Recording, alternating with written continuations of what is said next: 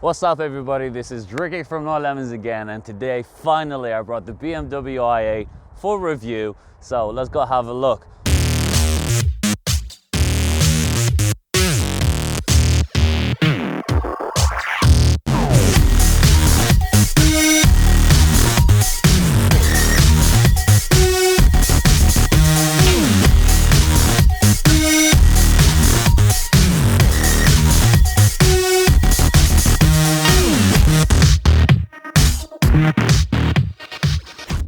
First, let's talk about styling of the car. As you can see yourself, it's very futuristic. Now these wheels that's on this car, not a lot of people like them, but I actually think they kind of grew on me after a while. Now I do want to change them, but I want to stick to my warranty by BMW. If you know that you're going to avoid your warranty when you change your wheels, please comment below and let me know to get you guys up to date on what I'm going to do to the car. First thing, what I would love to do is get it wrapped, which is happening next week. Second things, hopefully if I'm allowed to change the wheels, I'm going to change the wheels to something nice. Third thing, hopefully get the lips or a wide body kit, lower it down and things like that. Now again, I want to stick to my warranty, so if I'll be able to actually do all of that, I will be doing it.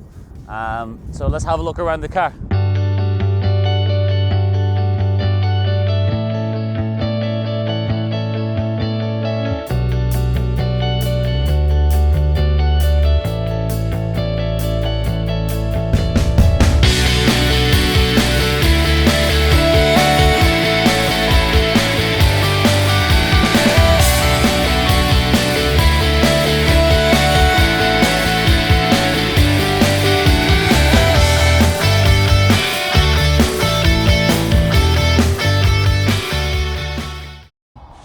So by the front of the BMW i8, it looks absolutely beautiful, I think, in my opinion anyway.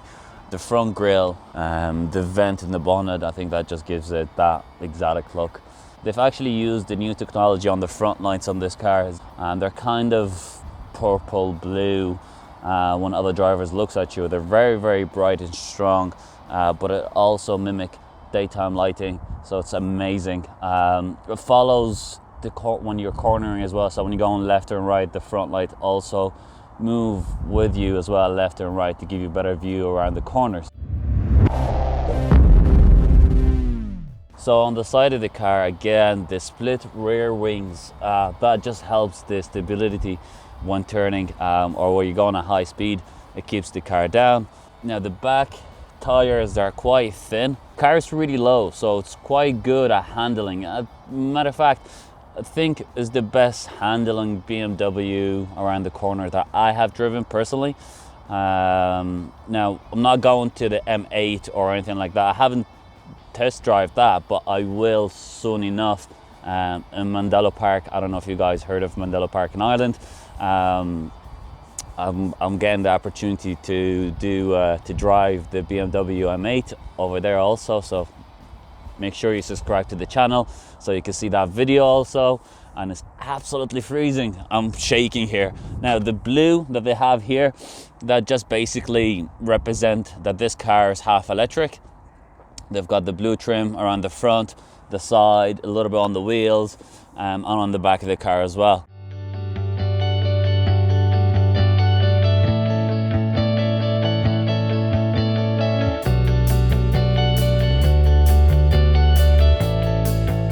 Is this practical? No, you don't buy an i8 to be practical, right? So you're not buying a 7-seater or a family car. This gives that exotic look.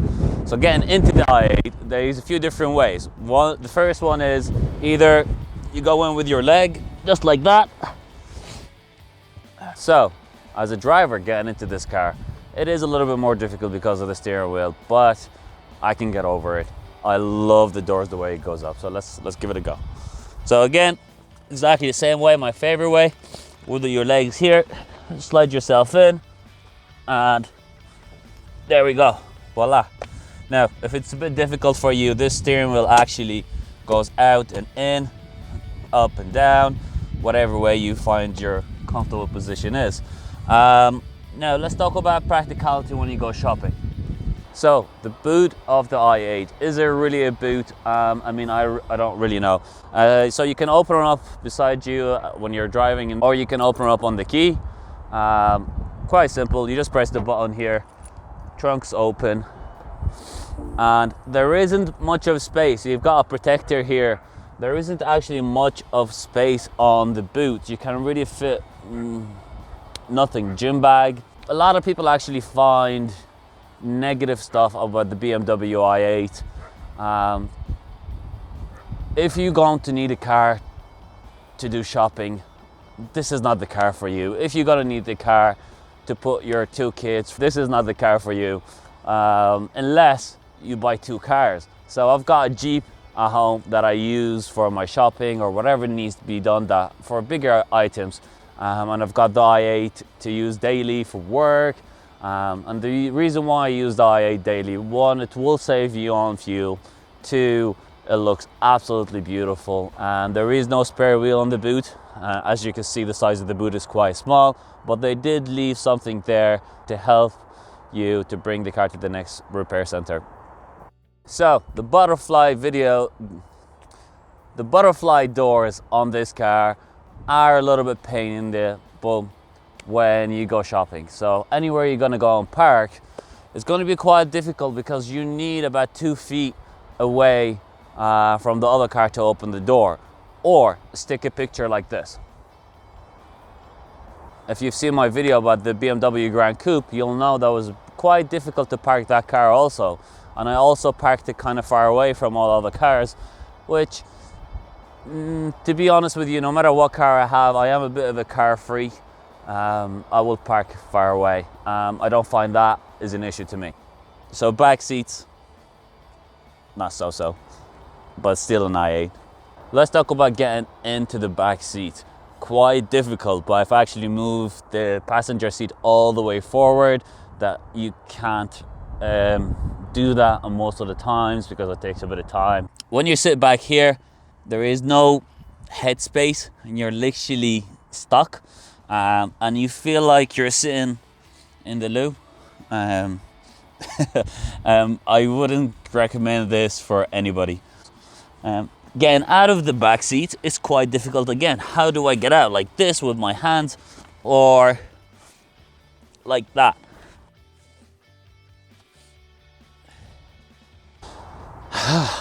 There we go. I went out of breath doing that actually. Because this is a review, I have to mention all the boring stuff also. So the i8 comfort wise inside, I mean the seats are quite comfortable. You've got 6 different type of movement on the chair to adjust it to your comfortable position. Storage wise isn't great. There's not that much storage. You've got 2 displays, the 2 digital displays that comes as standard, but my favorite thing is the head-up display. The head-up display just makes it a lot more safer to drive, so you can see your music, you can see your navigation on the screen, you can see who's calling. I just think there is few things they could have done better, and I'm going to do a video about that to upload onto my YouTube channel, so make sure you've subscribed to my YouTube to see that video.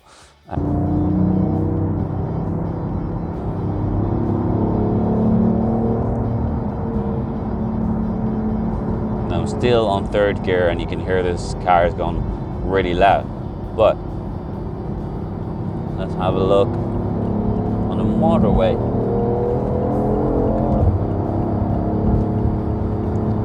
That's the fun part of the i8. And put it back on comfort, it's like nothing ever happens. As much as I want to talk about the way it drives, you can never describe it until you actually test drive it yourself, because it will shock you, it will surprise you. On E mode, it makes that sound like you're driving something from the future. I don't know if you can hear this little squeaky noise, but it's really cool. So the sound on the i8, yes, it does come out through the speakers. But personally, when I bought this car, I knew the sound is going to come out through the speakers. On the inside, and the outside. And I'm happy with it. I don't find that an issue. I don't find that a problem. Do I recommend this car for people to buy? I wouldn't recommend it for everybody. Now, this is quite a difficult car to buy and to drive every single day. The reason why I say that is because it's not really practical if you're going to bring your mom somewhere to a friend's house. My mom is an older lady, so for her to get in and out of this car is quite difficult.